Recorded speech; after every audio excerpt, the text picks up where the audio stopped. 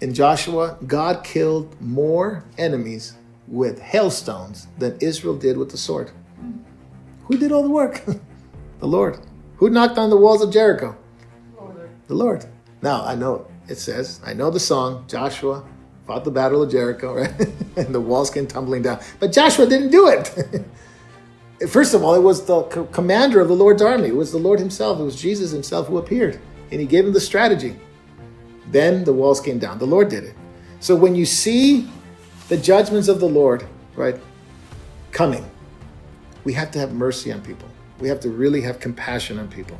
When I look at the book of Revelation and I read some of the prophets, some of the cities that are going to be judged, that are inhabited today, and they're inhabited by Muslims in the Middle East, surrounding nations around Israel. You know, I pray for mercy because I know what's going to happen.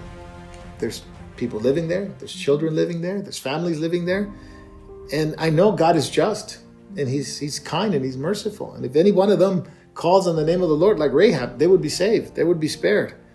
But when I read about what's going to happen, it makes me tremble because I pray for mercy on those nations. When I look at my own nation, when I look at the Western nations, when you yourself look at your own nation, right? God doesn't desire that any should perish. I know God is looking for people in our generation, in our society, in our people, in our community, that God would rather forgive them than judge them. I know that because God's merciful and He sent His Son. But His righteousness demands justice. His righteousness demands justice. He has to judge, and He won't tolerate sin.